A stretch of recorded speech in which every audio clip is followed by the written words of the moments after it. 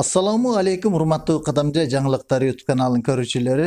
Assalamu alaikum менин подписчиктерим, замандаштарым, барыңыздарга чындын солук узун өмүр, үй бүлөңүздөргө тынчтык амандык каалаймын. Assalamu alaikum барыңыздарга. Урматтуу менин Кадамжай жаңылыктар YouTube каналым катталуучулары, сиздерди башталган жаңы 2023 жылдын эсен аман сак саламат баштап алганыңыздар менен, кирип алганыңыздар менен куттуктаймын. Барыңыздарга ушул жыл бактылуулуктун, тынчтыктын жылы болсун. Кадамжай жаңылыктар YouTube каналы жаңы жылда жаңы программа менен иштерди баштадык дагы.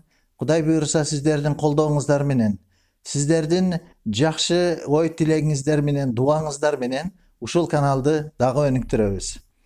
Кадамжай жаңылыктары YouTube каналыбыз, мен жаңы жылга өзүмө жакшы бир план койдум. 3 баскычта иш алып барабыз.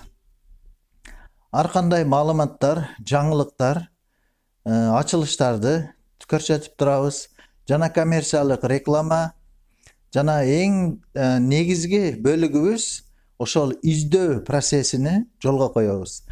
Сиздердин бир тууганыңыздар болобу? Дос жолдошторуңуздар болобу? Мурдаттан сагынып жүргөн, көрбөй жүргөн тууган уруктарыңыз, агайларыңыз, курсташтарыңыз болсо кайрылсаңыздар болот. Эски жылда, мына өткөн 2022 жылда бир канча издөөлөрдү уюштурдук, өзүңүздөр күбөсү болдуңуздар. Булардын жыйынтыгы чыкты. Буларды ишке ашырдык, буюрса жолугушуулар болушту.